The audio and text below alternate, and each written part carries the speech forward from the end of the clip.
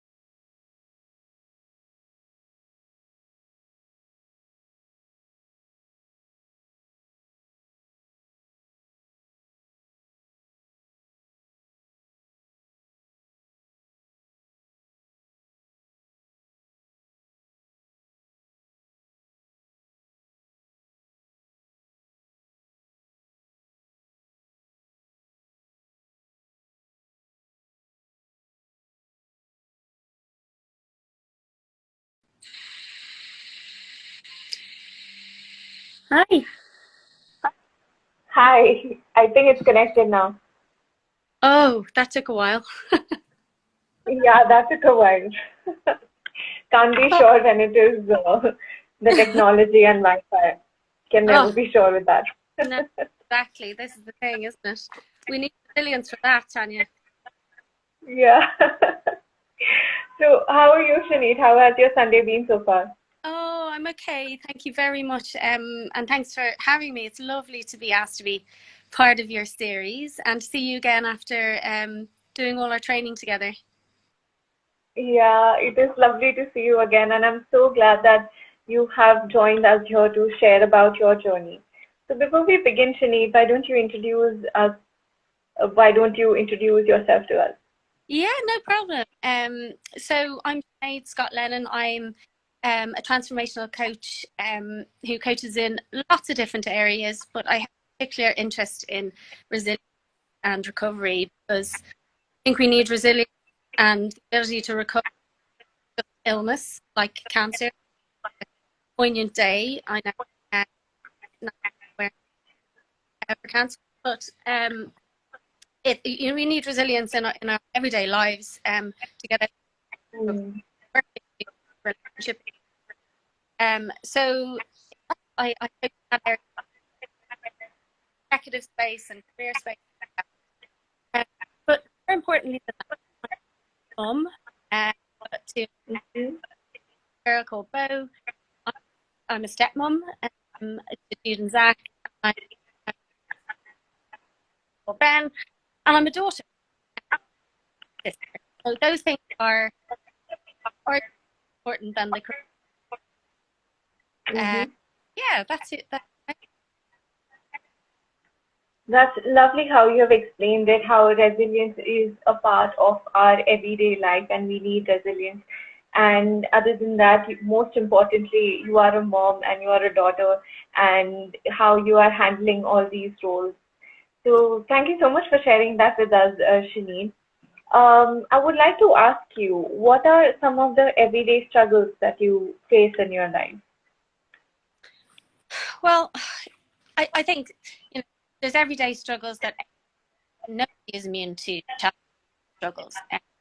So whether that's just child dressed out the door. Actually, I would have to interrupt you here. I'm so sorry. I'm not able to hear you clearly. Is your finger on the speaker, maybe? Let me double check. Is that better? Yeah, that is better. Earlier, your voice was getting cut. I can hear you now. Okay, cool.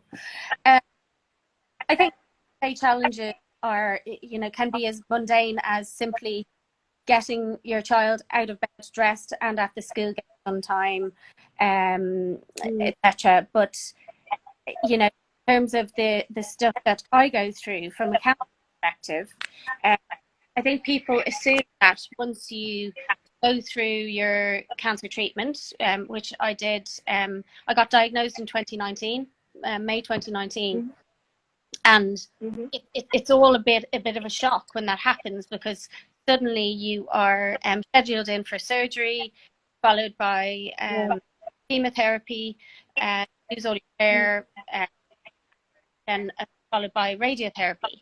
And I think people assume that once you finish all of that, that you should start, ring a bell, and but the reality, the everyday struggles that come after a breast cancer or a cancer diagnosis is there are side effects, particularly in people in my position, and I'm not the only one at all, but is that my cancer was known. So the medication I take every day for the next 10 years, and I have monthly injections, into a premature induced menopause. So there are side effects that I live with, that I'm and then there's, of course, there's the emotional side of that. What does that mean for my life? Fertility is gone. That takes away the ability to have children. Although I'm very blessed to have Bo, but also the mental challenges, the challenges of second. Anyone who's had a cancer diagnosis will understand this. That once you have cancer, and you get, you get, thank God, there are so many amazing treatments out there, and people can move forward. You're always frightened about it coming back. So the challenges are that, and I find my way of coping with that is to take up to them and to acknowledge them and say, okay, I know that's something that can worry me, but do I want it to life? Do I want it to get in the way of living my life, of being a mum, of being, all the things that I want to be? No, the answer, so I cope with it by facing up to them. I do meditate, and I also find that coaching other people in this space helps. So I've used a lot of me to raise about protection of cancer, breast cancer, but also, I've done some awareness raising type activity, and to also coach women who are going through treatment, because the best gift that I gave them was to be introduced to an amazing coach. I worked with a psychologist, but the combination of coaching and working with a psychologist was really powerful, and I found that coaching got me to be able to move forward. I find that coaching helps me in my with my daily. Wow. So you mentioned it in a very clear manner that, people don't realize that, or they assume that the struggles are during the time when you're going through the treatment or taking the medicines, and when you're going for the checkup and everything. But really, the struggles start after these, when you have been through the treatment and everything, because then your life is changing, not only on the physical level but also on the emotional level, on the mental health level. They are changing in various ways, like you mentioned. And you also mentioned that it is about realizing, and it starts by accepting that this is how things are going to be, and how you mentioned that, am I going to allow this to affect me and all that I want to be? So the very statement, how you have portrayed it, is so empowering, that from a moment of feeling that things are out of your control, the way you said it, it was like you've taken back the control. That, am I going to allow things to happen to me, or am I going to allow this to stop me from doing all that I want to do and all that I want to be? So I just wanted to acknowledge that first, that it was very empowering the way you have explained it, and it the way you have explained it, and you're sharing it with us right now, because it makes sense, because you've been through it. So you're able to put it across in a way that is coming from a place of experiencing all of this. So thank you so much for sharing that, first of all, Sinead. And so, what are some of the struggles that you have mentioned already? What are some of them that you have already overcome, or you feel that you are on the verge of overcoming and not yet overcome? Sorry, just to clarify, you've asked, is it what I've what I have overcome? One of the challenges that you've mentioned that you have overcome. Um, it's so hard, because I think it's hard to answer that, because challenges, nobody is immune to challenges. I happen to have a few that came in really quick succession, one after the other. But in life, I realized that, sadly, none of us are immune to challenges, and we have to learn to overcome them all the time. Because happen to our families, things happen within families, things happen to ourselves, and it's just constant, barrage of things that you have, as well as the lovely parts of life.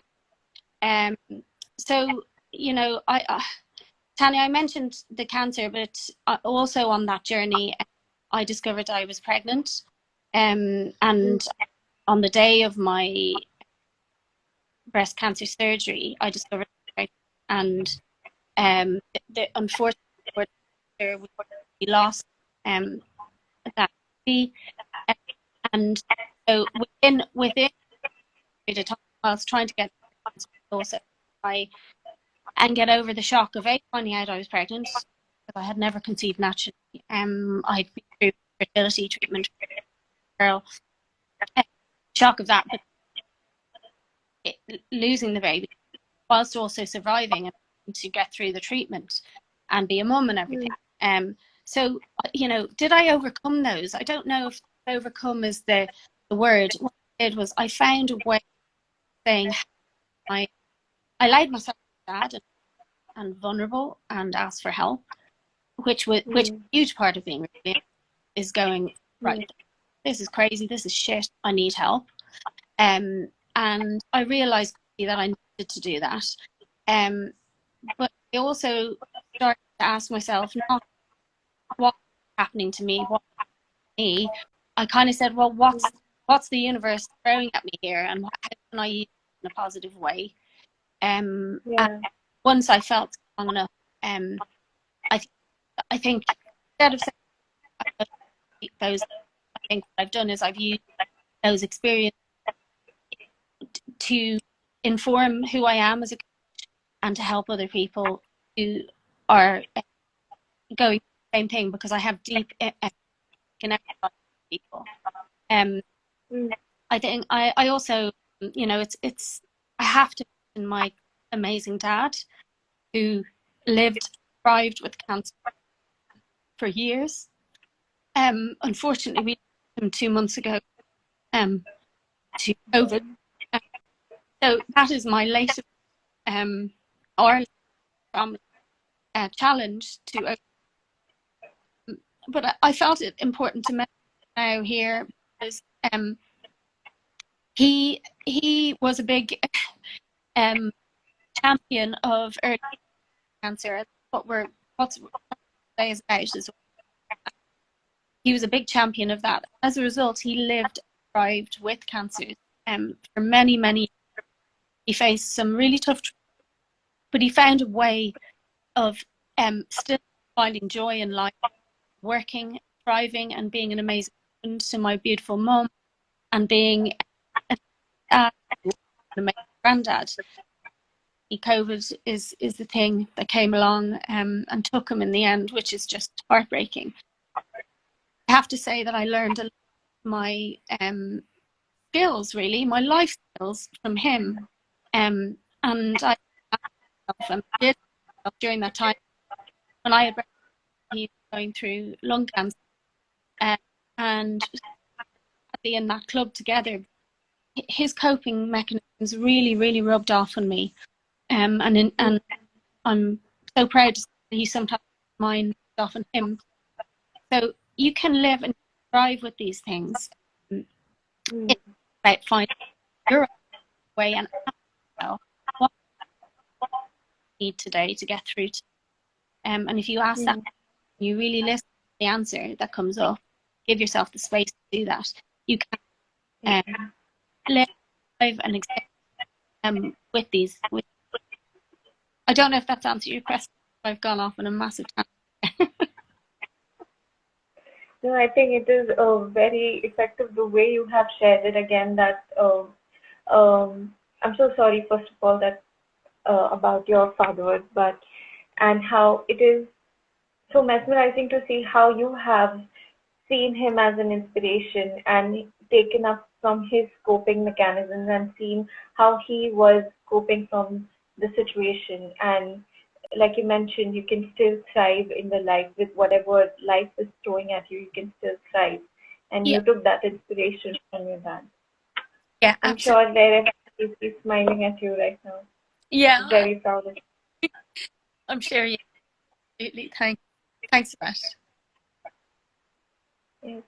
And you have taken that up, like you mentioned, you have taken the life skills, or you feel that you have learned the life skills from your dad, and now you're utilizing that to give back to the community, to help them in the ways that you can, learning from your own struggles, seeing your dad and his struggles, and now bringing that experience and the wholesomeness of the entire experience to people and helping them becoming resilient and recover from their struggles. And I completely resonate with you when you say that nobody can, it's not about completely overcoming the challenges, because there are different kind of challenges Yeah, that get posed before us, and we are constantly in a loop of doing something or the other to go ahead with the challenges or try to cope with it and to thrive, like you have also mentioned. So what are some of the, what is it that you do in your everyday life to cope with the struggles that you face? um, I've probably been a bit neglectful of myself lately because we're grieving so much for Dad. Uh, I, on a general level, and I'm getting back into this. Connection is a big thing for me. So connection to my family. I live in the UK and my family is in Ireland. So, regular connection with the people I love most in the world. Um, Regular connection with the friends who I like, all my friends. But surrounding yourself with people who are those safe people for you. That I learned that quickly, that the safe people be around. So connection with them is a big way for me. Exercise, physical exercise. I Sinead, I can't hear you again. The voice is, yeah, like I can can see her. you hear me now? Yeah, I can hear you. Yeah. Okay, is that better? Yeah. Yeah, that's better. So another way of coping I is exercise. I enjoyed sports and things when I was younger to a certain degree, but it certainly played a much bigger role in my life in now, my later life. And so I could not I couldn't live without movement, whether that's walking, running, yoga, all of those things, or hit training, something, quite high impact, can sometimes get rid of some of, if I am feeling very pent or angry about something, or I find that a really high impact exercise session can really help. Meditation is something that I discovered. I never thought I'd do it. I never thought I'd have the patience for it. But I, when during my cancer treatment, and even still, unfortunately, it impacts my sleep a lot. The medication on and the side effects, and I really haven't slept a full night in maybe 2.5 years. And so yeah, there is a bit of so I use meditation a lot. I use the Calm app, which is fantastic. If anyone, that's one of the biggest tips I can give. If you haven't used it, it's amazing. And just listening to a story or tape, or listening to some calming music, or indeed sleep meditation, is has been really helpful. I would often use that during the night when I can't sleep, and it allows me at least to relax and feel somewhat rested in the morning. And but I do. Um, Your voice got cut off again. I couldn't hear the last statement. If you could please repeat that. no problem. Can you? Is that better, Tanya? Yeah, it is. It is. Okay. I said, I know, I hope this doesn't sound cheesy, and I'm sure it kind of does sometimes, but I do quite a bit of gratitude meditation. Has been so powerful in verbalizing what I have to be grateful for, and what I have to be grateful for, despite a lot of challenge coming my way and our way, and over the last few years. There's so much to be grateful for. Primarily my family, the love I have for them, a roof over their heads, food in our fridge, all that sort of stuff. You start to, I suppose, when you have real life challenge and things to overcome, you start to realize what's important. I would love to be jetting off on really fancy holidays and whatever else, but at the end of the day, that's really not what's hugely important when you face tragedy and trauma. That's a nice to have. It's not a need to have. And I'm just very grateful for what I have on a daily basis. I like how you mentioned it's nice to have, but it's not a need to have, and how trauma can help us understand what is really important to us and focus more on that. If Absolutely. you don't mind me asking, Sinead, I would like to know more about the gratitude meditation that you were doing, because I have come across people and I found myself in that situation where, um, some things are really going great, but you're still finding it difficult to show gratitude or have gratitude in mind while knowing fully well what are the things that you have around you to be grateful for. So if you could say something about that. How do again, there's gratitude meditation on the Calm app that I use, which kind of guides me. But it's just about, I can, sometimes do that in the middle of the night when I can't sleep.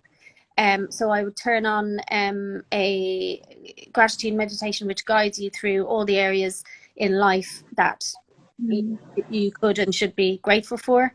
But sometimes it can just be 30 seconds in a moment of just realization that I feel so grateful to have had treatment for my cancer, that I'm here and able to be a mum because of that treatment.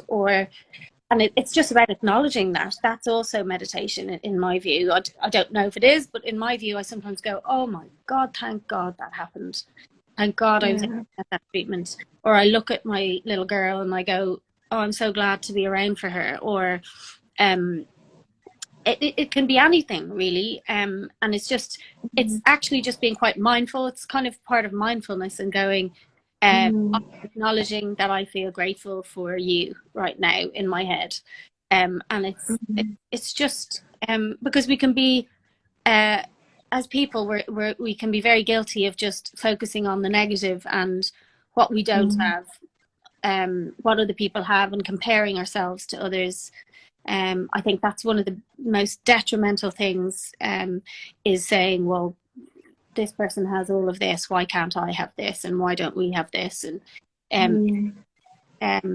it's just about kind of getting rid of those sort of that negative cycle, and realizing what you have, and just stopping from time to time and looking around you and saying, gosh, isn't it amazing for all the things I do have. I can sometimes get paid off, but of but just as long as I'm kind of checking in with that once or twice a week, I think it's important. Mhm.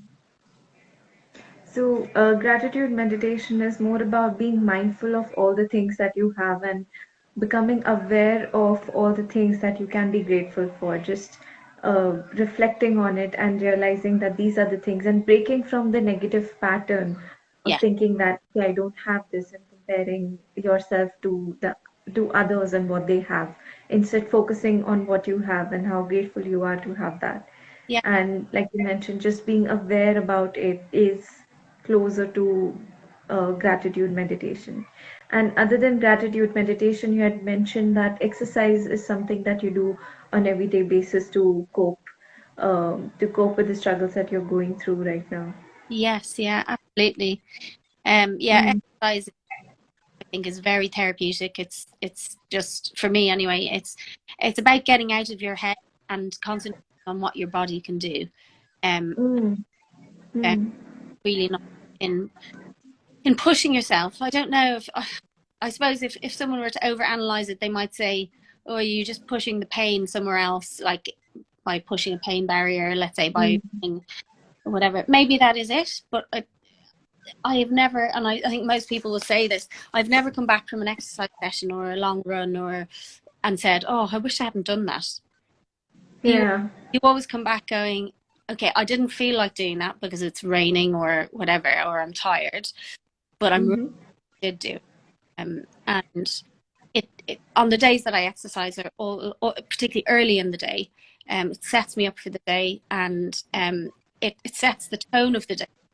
It's a can do, it's a mindset of I can do this, and if I push Yeah. myself, somehow it kind of helps my mind to be more, yeah, I can do this because my body can do this.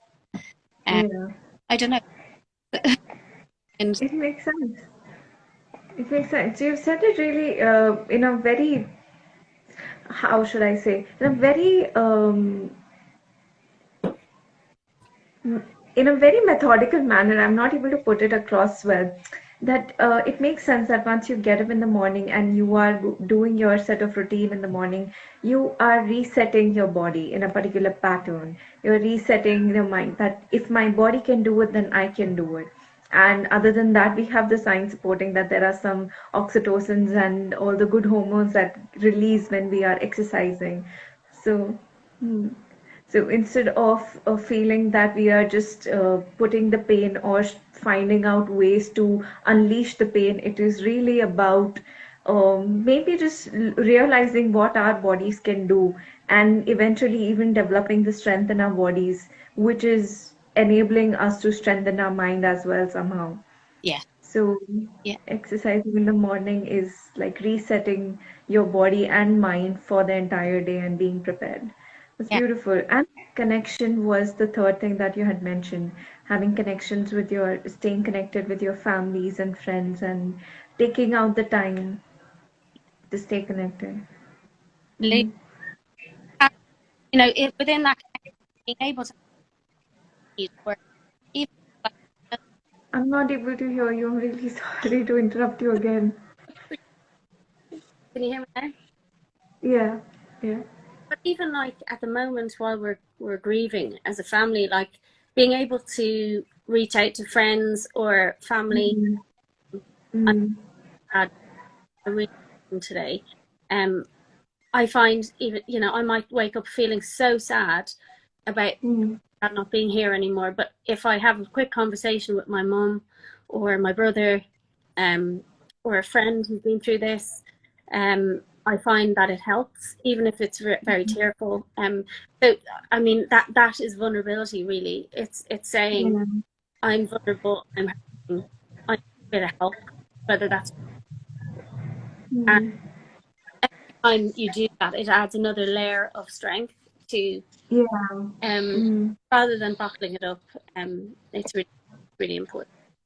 Hmm.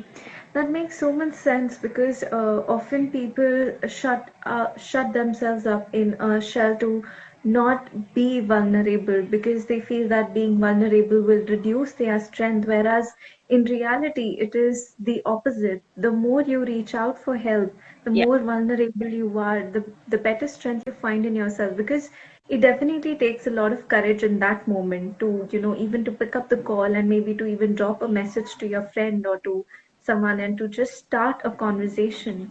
So Yeah. even that takes a lot of courage, and it is helps us to build the strength and cope with this situation in a much better manner. Also, we don't end up feeling alone.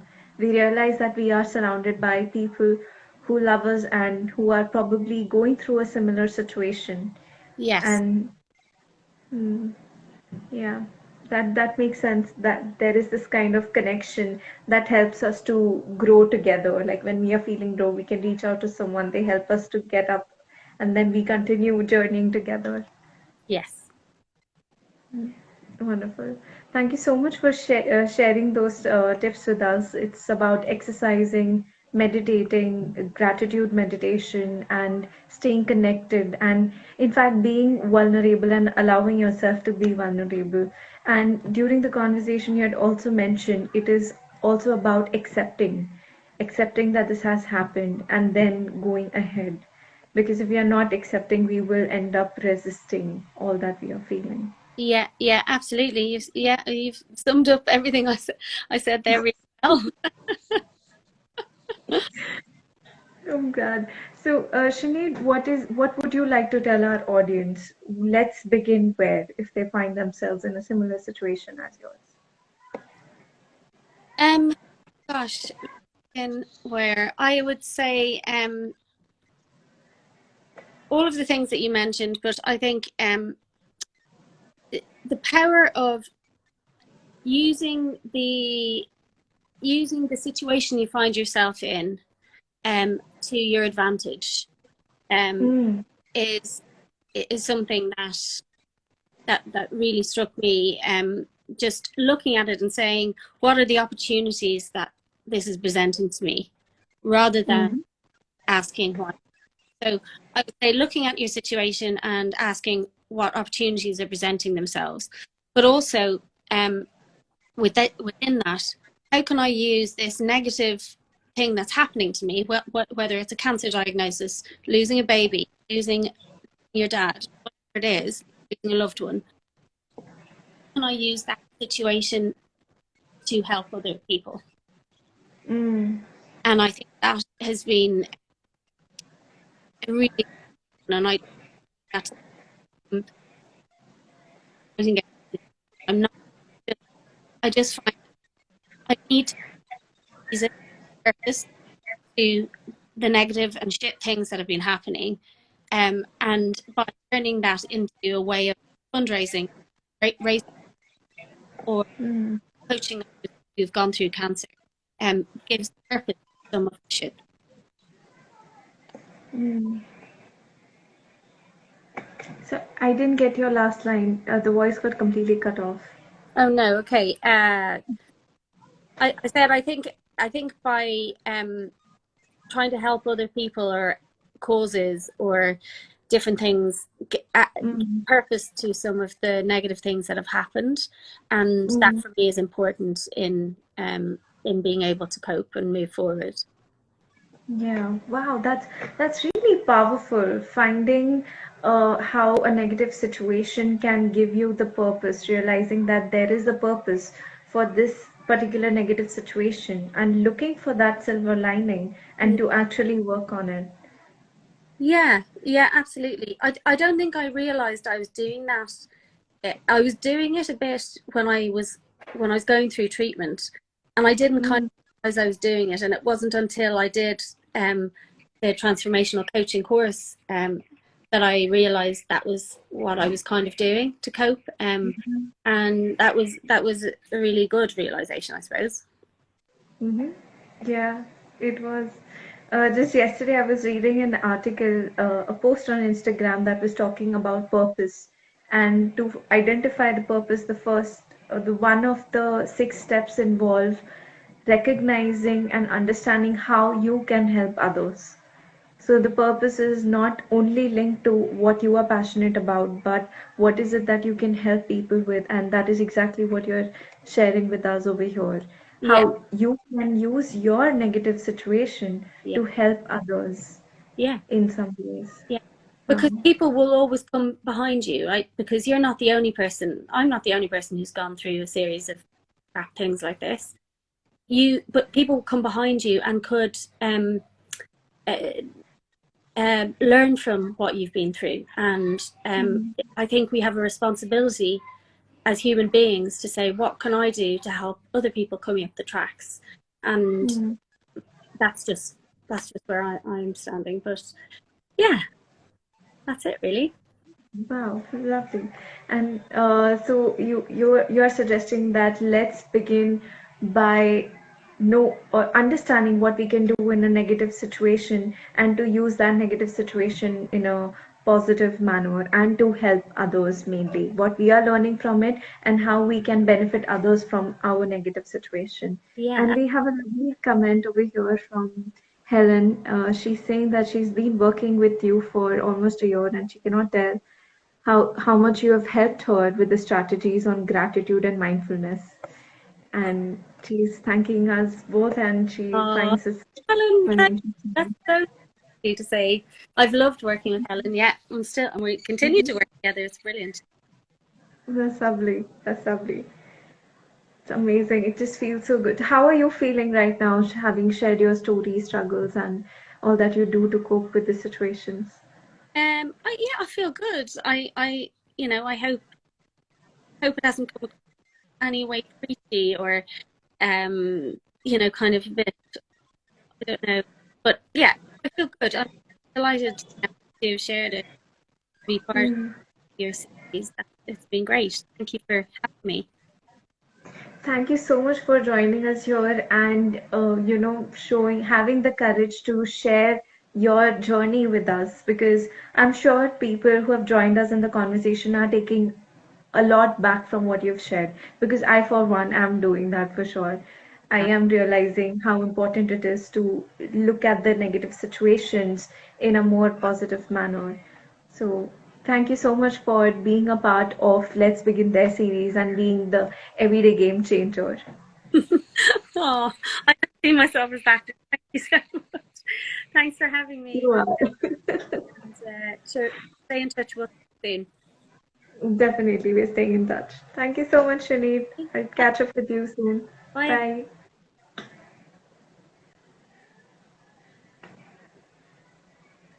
So that was Sinead, our 16th everyday game changer, and she has shared with us her journey of how she has overcome or is overcoming the struggles that we face in everyday life. Because, as she has mentioned, we are always overcoming something, it's not always an end of something. And the key takeaway from this particular session would be to know that one, we are not alone, that others are also going through similar things, and two, to see the negative situations and to understand how you can use this negative situation in a positive way.